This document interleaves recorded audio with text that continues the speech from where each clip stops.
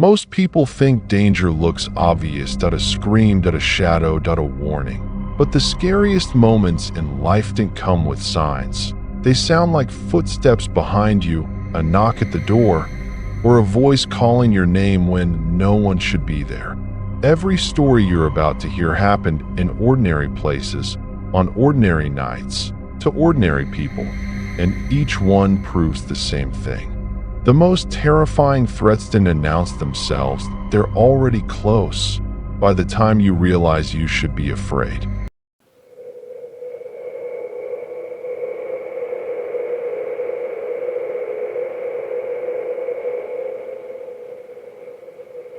Story 1. I was about 15 when I had my first girlfriend that we lived in an upper-class area.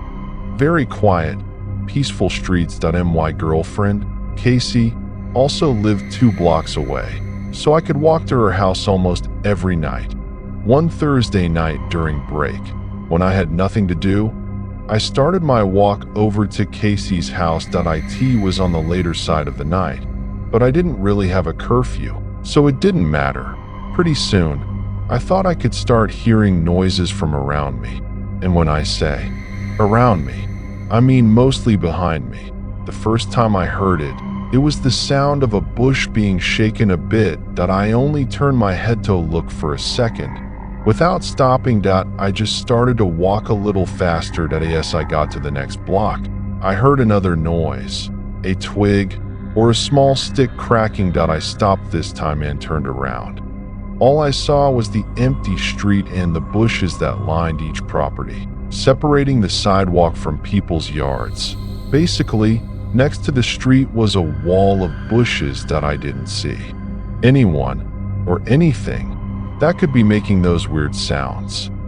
I picked up the pace even more. I was reaching the home stretch to Casey's house when I heard another sound again. This time, it was more like footsteps. Quick, light footsteps. I turned again without stopping. In 01.nothing. I could see Casey's house now. I called her, and she picked up right away. I told her how freaked out I was getting because I kept hearing noises. I walked around the bushes surrounding her driveway and stepped onto her property. I noticed her staring out her bedroom window upstairs. She waved at me. She hung up the phone, and I waved back. Then she asked me, "Who was that guy right behind you?" I turned around and saw a fully grown man, crouched, walking maybe 10 feet behind me. I screamed and ran for the door, pounding on it. The man grabbed me and tried to put me in some kind of headlock, but he let go and ran away pretty quickly. Casey's mom opened the door with a look of dismay on her face. She let me in and slammed the door shut as Casey came running over. I was out of breath and felt like my heart was beating 1,000 times a minute. Casey's mom hugged me and asked a few questions. Then she called the Policito, warned them about a dangerous man going around town. Casey's mom let me stay over at night for obvious reasons, and she drove me home the next day.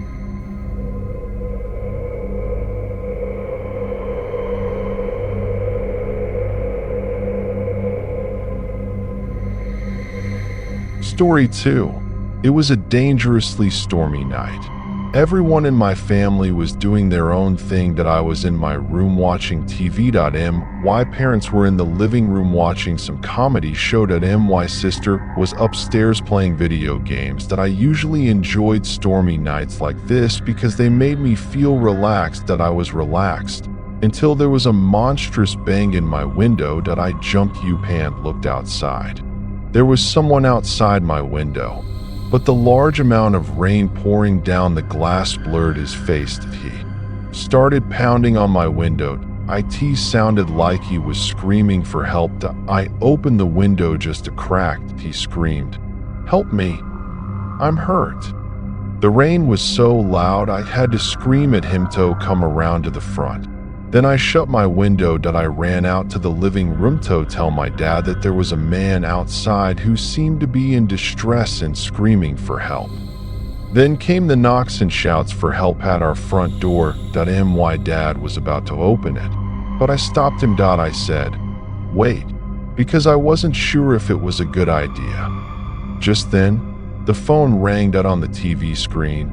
The caller ID showed our next door neighbor, and my dad ran to pick it up. That I heard him say, "No way."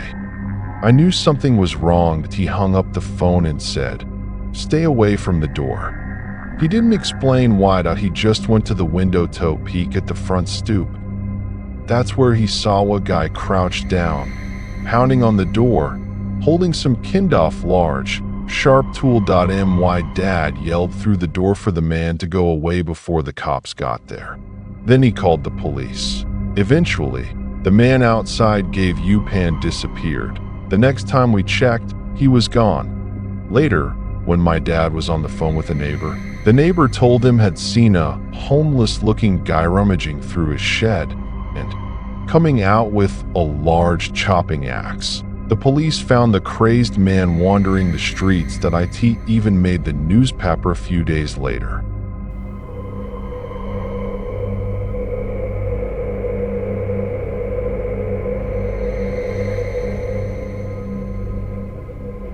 Story 3. One night, when I was a really young kid, I was in the living room watching my favorite cartoon. That I had the TV pretty loud, but I thought I could hear my mom calling my name from downstairs. That I called back, "What?" She didn't answer. So I figured she couldn't hear me. That I heard her call me again. So I went down toward the basement. The lights were off.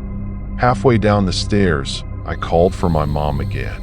She didn't answer. That I didn't know where she could be calling me from. But one thing was certain, she wasn't in the basement. That I started going back up the stairs. But before I even reached the top step, I heard my mom's voice again, from down in the basement, calling my name. I looked down into the pitch-black darkness. That I ran back up to the top step, turned on the lights, and slowly walked halfway back down, peeking into the basement. I didn't see my mom anywhere down there. Suddenly, I felt a huge rush of horror. I ran up the stairs, almost crying, calling for my mom. She came rushing down from upstairs. That I cried to her that something was calling me from downstairs, and it sounded just like her. She swore to Medhat she hadn't been calling me. She went down to the basement to check and try to make me feel better. But I didn't feel better. That I'm sure she didn't believe me. Why would she? I was just a little kid, but I still know that I heard what I heard.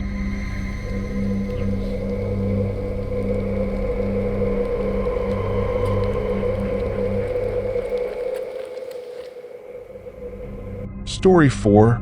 My grandpa recently told me a story. That it was about a guy that took his dog for a walk. He used to have a small Boston Terrier named Sherry. He named her after an old friend of his who had passed away. And my grandpa lives about 2 hours away from us, on a farm. There isn't much that goes on out there. He lives with his wife, Mary Ann, who he married about 15 years ago.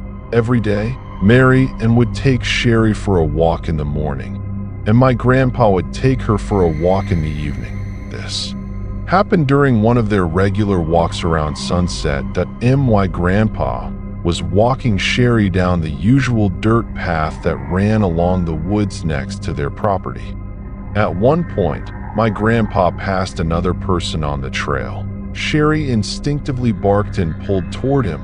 Like most dogs when they see strangers. My grandpa said hello to the stranger. The man had a large hood up, but the stranger didn't respond. He just walked past without even looking at him. My grandpa and the dog kept walking. Sherry kept looking back every so often, barking at my grandpa, tried to hush her and tug on the leash to keep her moving. Eventually, my grandpa turned around to see what Sherry could be barking at. The stranger who had passed him just minutes earlier was standing behind a tree in the near distance. Watching him, my grandpa decided to pick up the pace as much as he could at his age. He always carried pepper spray in the pocket of his large coat, just in case. He was getting closer to the house when suddenly he heard the crunch of leaves on the ground just inches behind him. Before he could turn around, he felt the warmth of a glove cover his mouth and nose, preventing him from screaming or breathing. My grandpa says she could hear Sherry barking and biting at the stranger. That might have helped loosen the man's grip just a little. My grandpa Struggletto grabbed the pepper spray from his pocket. When he finally got it, he sprayed it at least 10 times. He kept spraying even after the man let go and started screaming. My grandpa ran as best as he could back to the house. He was shaken, but okay.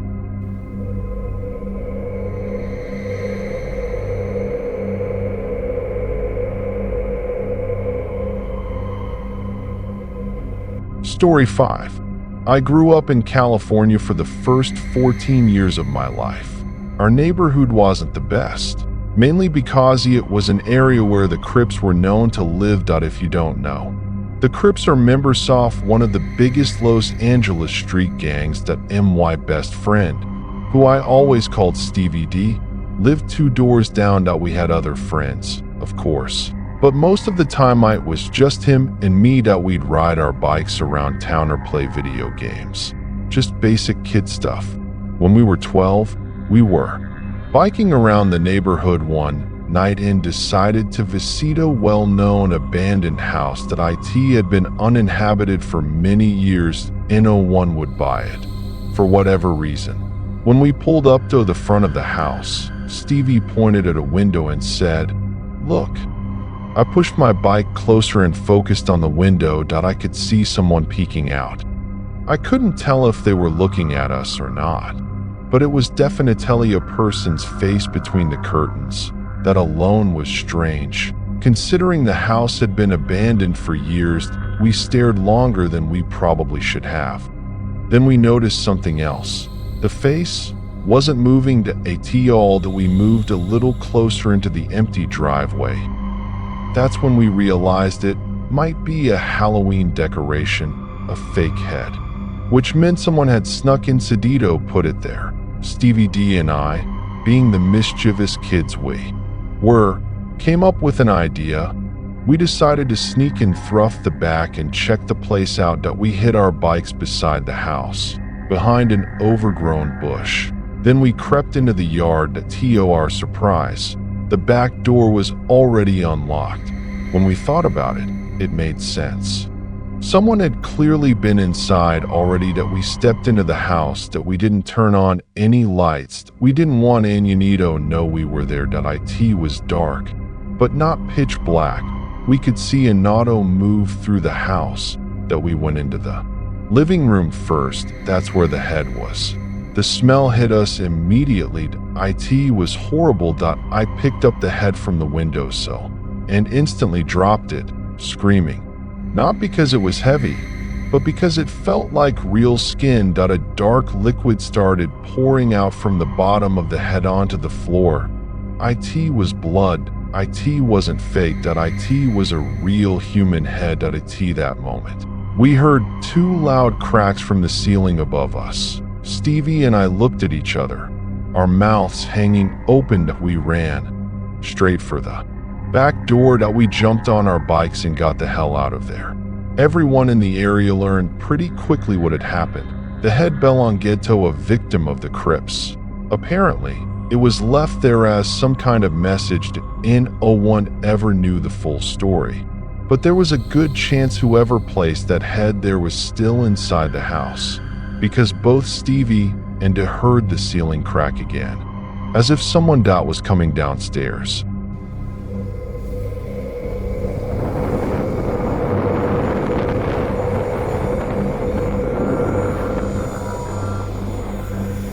Story 6. I've always been an extreme sports person, ever since I was little.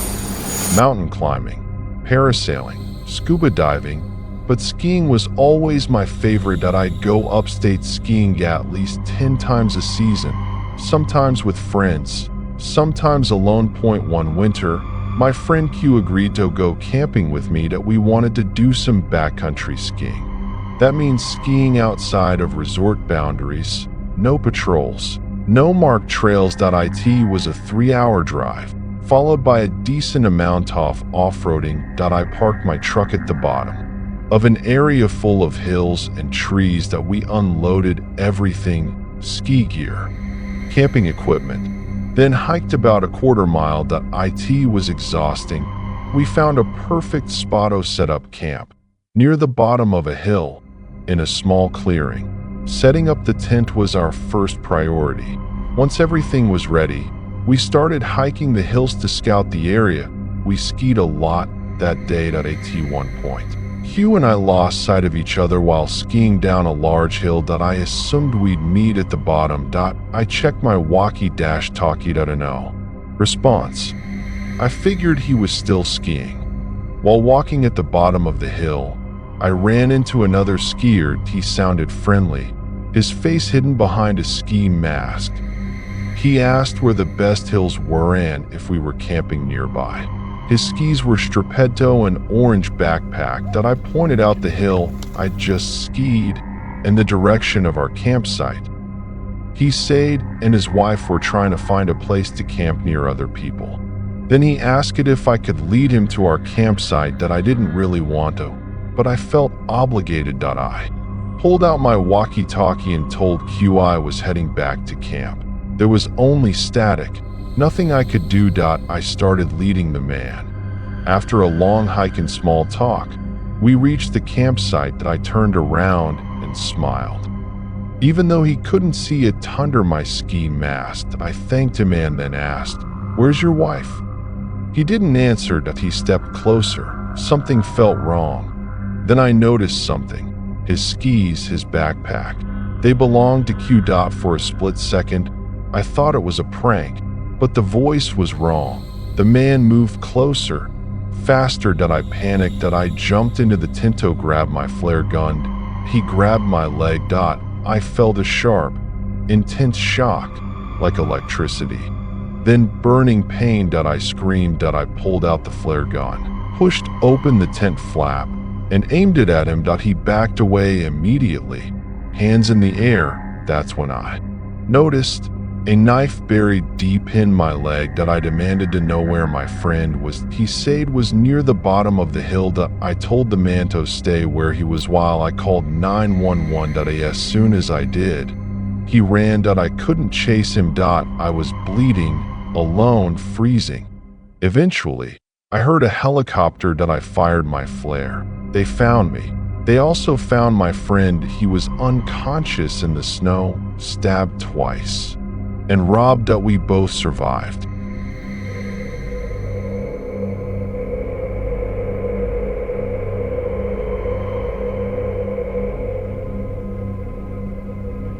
Story 7.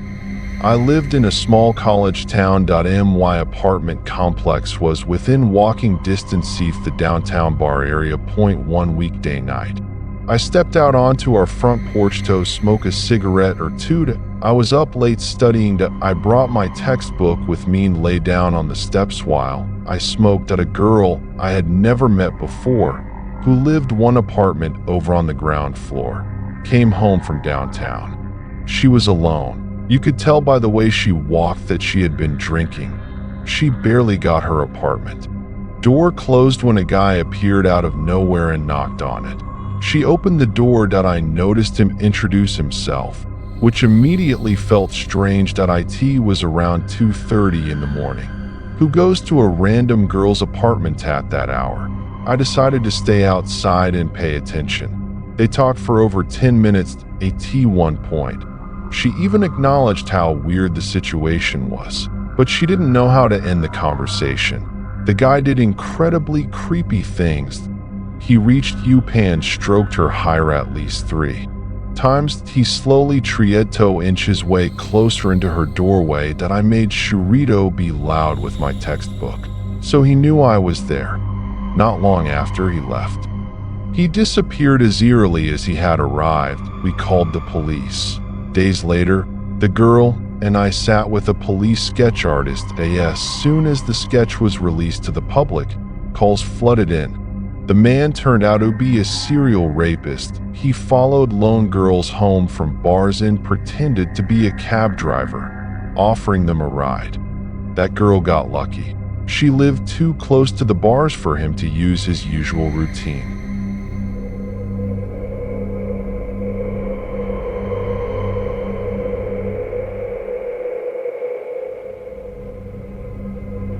Story 8. I've only used Craigslist in my life, and that one time was enough. That here's why. A man posted an ad for a ping pong table that I wanted to buy it for my roommate and me. That we set up a time for me to pick it up that night. That I removed the back seats from my truck so it would fit. When I arrived at his house, I texted him, "I'm here." I saw the front door open. I got out of my truck and walked quickly to greet him. I reached out for a handshake. He didn't notice my hand. After a few awkward seconds, I dropped it. He spoke in a deep, raspy, smoker's voice and told me to follow him to the basement. The house had a very distinct smell. Not bad, just strange. Smoky, cottony. The ping pong table was sitting right in the midleaf the basement. Suddenly he said, "Oh shoot, I forgot the paddles." He ran upstairs and told me to wait there. I waited and waited. After several minutes, I started looking around. There were framed pictures everywhere. All of them were just of him, no family, no friends. Just him. About 10 minutes passed. I walked into a laundry and storage area. One drawer in his utility desk was half open. I pulled it open. Inside were old Polaroid photos. They were horrifying. Pictures of a girl tied to a chair, her mouth covered with tape. Next to them were yellow folders labeled A through Z. I didn't open them. I took out my finito photograph. Everything. No service. That's when I knew I had to leave. I ran to the basement door. It was locked.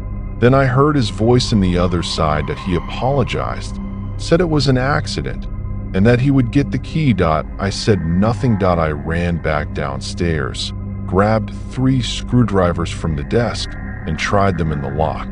The smallest one worked. I unlocked the door and ran. I drove straight to the nearest police station. I showed them the pictures, gave them the address, and told them where to look. A few days later, I found out the truth.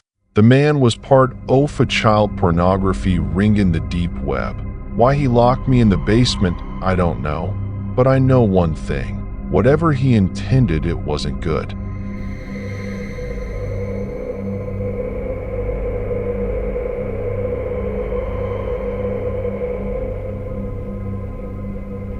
Story 9. When I was 14, I used to babysit.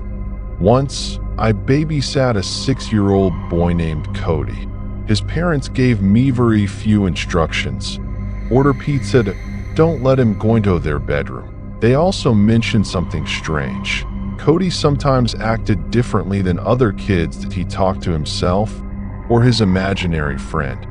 Her name was Agnes. It was midday and pouring rain outside. I was watching TV. Cody was on the floor playing with his toys. He kept talking to Agnes, acting like she was sitting right in front of him. Suddenly, one of his toys activated by itself. It was a toy that normally took a photo turn on. I asked Cody how it happened. He looked at me and said, "Agnes is playing with it." That night, while waiting for his parents, I went to the bathroom. There was a knock on the door. "Cody," I asked. I opened it. No one was there. In the hallway, a door at the end slowly began to creak open. Very slowly I turned off the bathroom light and walked toward the room, expecting Cody to scare me. Instead, Cody was sitting on the bed in the far corner, staring at me. I asked him who opened the door. He answered calmly, "Agnes." I picked him up immediately and took him to the living room. I stayed there until his parents came home. I never mentioned what happened. And when they asked me to babysit again, I never called them back.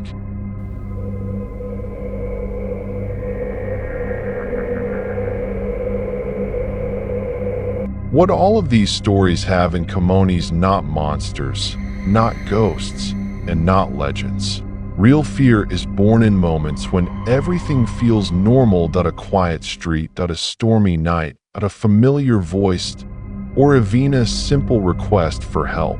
In all of these stories, danger doesn't arrive screaming, it approaches in silence. Sometimes it walks behind us, sometimes it waits outside a door, and sometimes it calls our name in a voice we trust. These stories remind Yusuf one simple truth: our instincts don't warn us without a reason. That heavy feeling in your chest, that pause before opening a door, that moment when you decide not to turn around or to run, those moments can be the line between survival and disappearance. Every person in these stories was lucky, but not because of chance, because for 1 second, they listened to their fear, and maybe fear isn't always our enemy. Sometimes, it's the last thing still awake trying to save us.